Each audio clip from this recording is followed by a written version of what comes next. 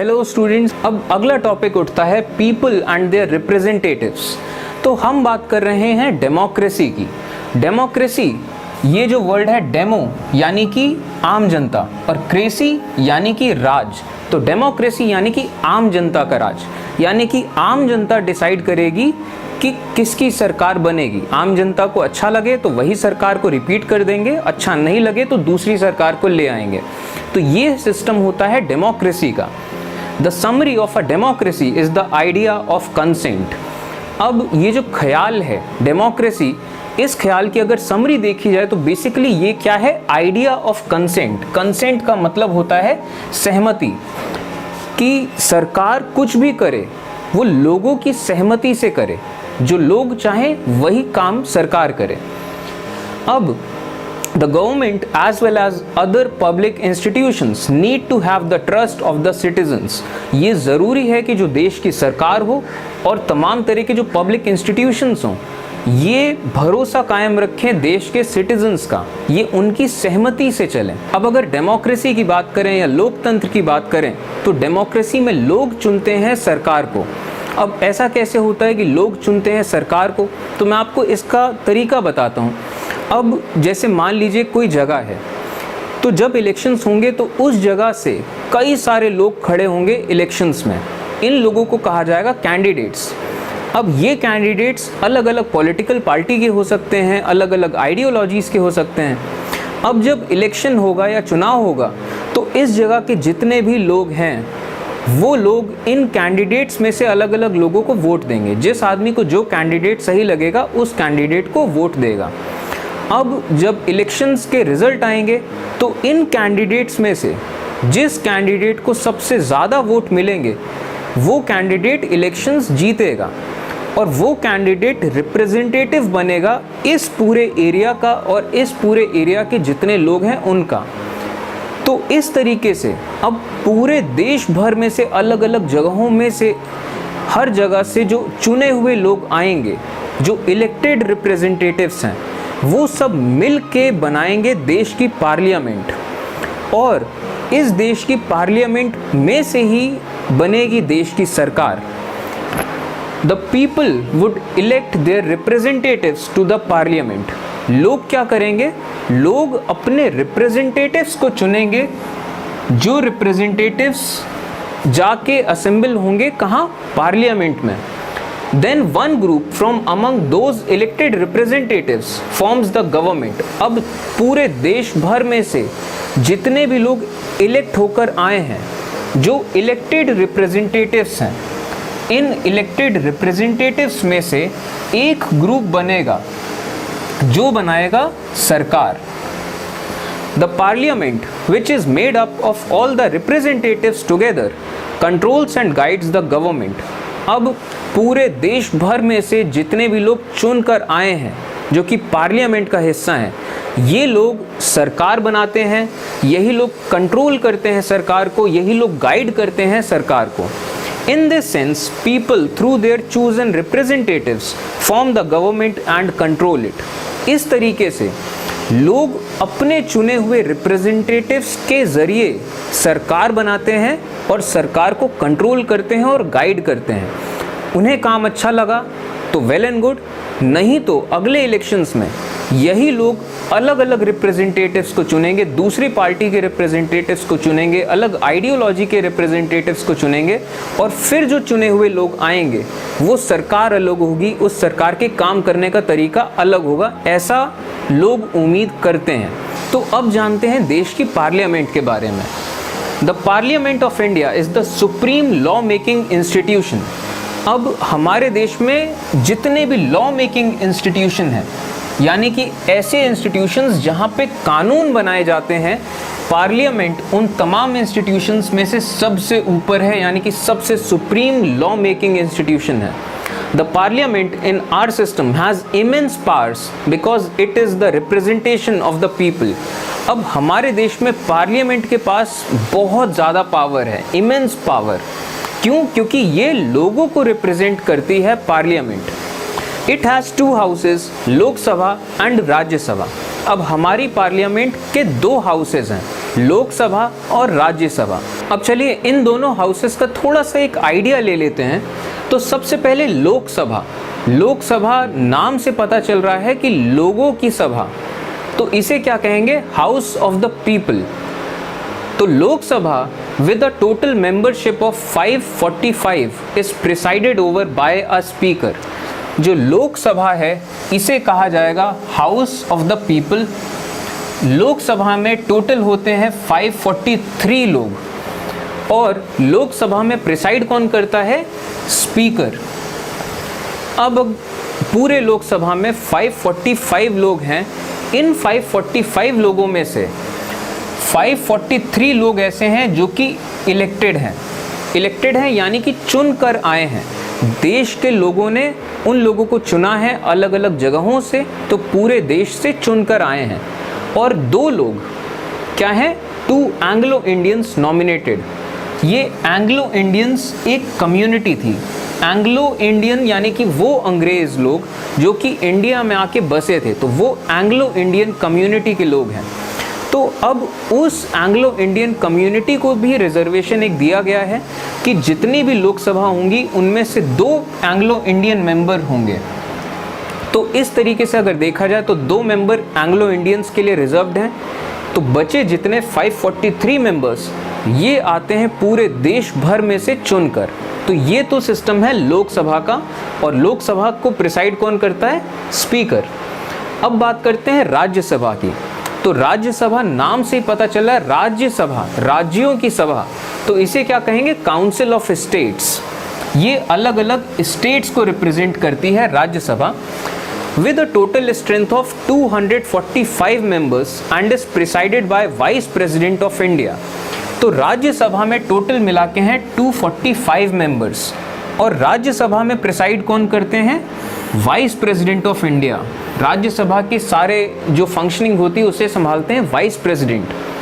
अब अगर total members की बात करें, 245 मेंबर्स में से 233 elected and 12 Anglo Indians nominated by the president. अब ये जो 240 मेंबर्स हैं, इन 240 में से 233 मेंबर्स ऐसे हैं जो इलेक्ट होकर आए हैं। देश भर के अलग अलग जो स्टेट की विधानसभा होती हैं, उन स्टेट की विधानसभा से ये लोग चुनकर आए हैं 233। और क्या है? 12 एंग्लो इंडियंस। ये रिजर्व्ड है कि राज्यसभा में 12 एंग्लो इंडियंस होंगे जिनको नॉमिनेट कौन करेंगे? प्रेसिडेंट। प्रेसिडेंट 12 एंग्लो इंडियंस को नॉमिनेट करेंगे राज्यसभा के लिए, और 233 लोग इलेक्ट होकर आएंगे हर स्टेट की विधानसभा से। तो ये लोग मिलकर बनाएंगे राज्यसभा या फिर काउंसिल ऑफ स्टेट्स। तो अब लोकसभा और राज्यसभा का ऊपर से ओवरव्यू लेने के बाद अब इनको थोड़ा सा और डेप्थ में पढ़ते हैं। तो सबसे पहले बात करते हैं लोकसभा की। The Lok Sabha is usually elected once every 5 years। हर 5 साल में लोकसभा इलेक्शंस होते हैं, और ये लोकसभा इलेक्शन से जो लोग चुने जाएंगे, जो मेंबर ऑफ पार्लियामेंट बनेंगे या जो एमपी बनेंगे, इन्हीं लोकसभा में से सरकार बनेगी। The country is divided into numerous constituencies. हमारे पूरे देश को अलग अलग कॉन्स्टिट्यूएंसीज में डिवाइड किया गया है, पूरे देश को। Each of these constituencies select 1 person to the parliament. अब हर कॉन्स्टिट्यूएंसी से एक आदमी सेलेक्ट होगा जो कि उस कॉन्स्टिट्यूएंसी को रिप्रेजेंट करेगा पार्लियामेंट में। The candidates who contest elections usually belong to different political parties. अब जितने भी कैंडिडेट्स हैं जो इलेक्शंस में खड़े होते हैं वो आमतौर पे अलग अलग पॉलिटिकल पार्टीज के होते हैं। After the Lok Sabha elections, a list is prepared showing how many MPs belong to each political party। अब पूरे देश को अलग अलग कॉन्स्टिट्यूएंसीज में डिवाइड कर दिया गया, और हर कॉन्स्टिट्यूएंसी से एक आदमी जीतता है जो कि रिप्रेजेंट करेगा उस पर्टिकुलर कॉन्स्टिट्यूएंसी को। तो इस तरीके से पूरे देश भर में से अलग अलग कॉन्स्टिट्यूएंसीज में से हमें एक करके रिप्रेजेंटेटिव्स मिल गए, और ये सारे रिप्रेजेंटेटिव्स आए कहाँ? पार्लियामेंट में। और ये टोटल कितने हैं? 543। तो अब हमारे पास 543 इलेक्टेड एमपीज़ हैं, और इसके अलावा 2 एंग्लो इंडियंस। तो अब हमारे पास कितने लोग हो गए? 545। अब जब पूरे इलेक्शंस के रिजल्ट आ गए तो अब एक लिस्ट बनाई जाती है कि कौन सा एमपी कौन सी पॉलिटिकल पार्टी का है। तो ये लिस्ट बनाने के बाद एक स्टार्ट साफ हो जाता है कि कौन सी पॉलिटिकल पार्टी के पास कितने मेंबर ऑफ पार्लियामेंट हैं। कोई ऐसी पॉलिटिकल पार्टी होगी जिसके पास 150 एमपी होंगे, कोई पॉलिटिकल पार्टी होगी जिसके पास 25 एमपी होंगे। तो हमारे पास ये एक लिस्ट बन जाएगी कि कौन सी पॉलिटिकल पार्टीज़ के पास कितने एमपीज़ हैं। तो अब ये फैसला कैसे होगा कि कौन से पॉलिटिकल पार्टी की सरकार बनेगी। For a political party to form a government, they must have a majority of elected MPs. तो सबसे पहले तो इलेक्टेड एमपीज कितने हैं? 543 और a majority of elected MPs. Majority का मतलब कि कम से कम आधे से तो ज़्यादा ही हो, या कह लीजिए 50% से थोड़ा ज़्यादा, या 51% एमपीज तो कम से कम उस पॉलिटिकल पार्टी में हों, तब जाके वो पॉलिटिकल पार्टी अपनी सरकार बना सकती है। तो अब हमारे पास कितने इलेक्टेड मेंबर्स हैं? 543। और कितने चाहिए मेजॉरिटी के लिए?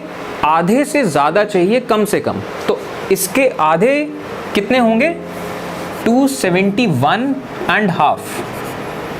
अब इससे थोड़ा सा ज़्यादा होना ज़रूरी है कि आधे से ज़्यादा हो। तो क्या मानते हैं उस डिजिट को? 272। तो अब लोकसभा में टोटल जितने लोग आए 543, उनमें से 272 मेंबर्स अगर किसी पॉलिटिकल पार्टी के पास हैं तो वो पॉलिटिकल पार्टी अपनी सरकार बना सकती है। और अगर in case if one political party cannot get majority, it merges with other parties to make coalition government. अब मान लीजिए कि कोई भी पॉलिटिकल पार्टी ऐसी नहीं है जिसके पास 272 MPs या मेंबर ऑफ पार्लियामेंट हैं, तो क्या होगा? अब अलग अलग पॉलिटिकल पार्टीज़ जो एक जैसी सोच रखती हैं, एक जैसे काम करने का तरीका है, तो अलग अलग पॉलिटिकल पार्टीज़ आपस में मर्ज होंगी और एक ग्रुप बनाएंगी। और जब उस ग्रुप के टोटल लोग 272 से ज़्यादा होंगे तो वो ग्रुप दावा पेश करेगा सरकार बनाने का। और ऐसे ग्रुप जहाँ पे अलग अलग पॉलिटिकल पार्टीज़ आती हैं, मर्ज होती हैं एक बड़ा ग्रुप बनाने के लिए कि वो सरकार बना सकें, इसे कहते हैं कोएलिशन गवर्नमेंट, यानी कि गठबंधन की सरकार। The opposition in parliament is formed by all the political parties that oppose the majority parties या coalition formed। अब पूरे देश भर में से अलग अलग रिप्रेजेंटेटिव्स आए जो कि पार्लियामेंट में पहुँचे। इन रिप्रेजेंटेटिव्स में से कम आधे लोगों का ग्रुप ऐसा है जिन्होंने बनाई अपनी सरकार। तो अब कई एमपीज एमपीज़ ऐसे हैं जो पार्लियामेंट में हैं लेकिन वो सरकार का हिस्सा नहीं है। तो अब वो एमपीज़ या वो मेंबर ऑफ पार्लियामेंट जो कि सरकार का हिस्सा नहीं है लेकिन पार्लियामेंट का हिस्सा वो हैं, तो ऐसे सारे एमपीज़ क्या कहे जाएंगे? Opposition. The opposition in parliament is formed by all the political parties that oppose the majority parties या coalition formed। जो भी majority party या coalition formed है उसको छोड़कर जितने भी लोग हैं, जितनी भी पॉलिटिकल पार्टीज़ हैं, उन्हें कहा जाएगा अपोजिशन। अपोजिशन यानी कि विपक्ष। The largest among those parties is called opposition party. अब विपक्ष में जितनी भी पार्टीज़ हैं, वो जितने भी एमपीज़ हैं अलग अलग पार्टीज़ के, उनमें से जो सबसे बड़ी पार्टी होगी उसे कहा जाएगा अपोजिशन पार्टी। ये चीज़ समझाने के लिए मैं एक एग्जाम्पल लेता हूँ। कुछ स्टार्ट आपको बताता हूँ लोकसभा इलेक्शंस 2014 के। तो आउट ऑफ 543 टोटल सीट्स, अब टोटल इलेक्टेड सीट्स कितनी है? 543। अब इनमें से largest party was BJP with 282 seats. जो लार्जेस्ट पार्टी थी वो थी बीजेपी और इसको मिली थी 282 seats. Second highest party was Congress with 44 seats. अगर आप इंडिविजुअल पार्टीज़ की बात करें तो सेकेंड हाईएस्ट नंबर पे थी कांग्रेस जिसको मिली थी 44 सीट्स। इसके अलावा जितनी भी देश भर की पार्टीज़ थी उन सबको 44 से कम ही सीटें मिली थी। और सारी पार्टीज़ का अगर आप टोटल कर लें तो रिमेनिंग पार्टीज़ जितनी थी उन्हें मिली थी 217 सीट्स। अब ये तो स्टार्ट थे 2014 लोकसभा इलेक्शंस के। अब सरकार बनाने के लिए कितने एमपी चाहिए?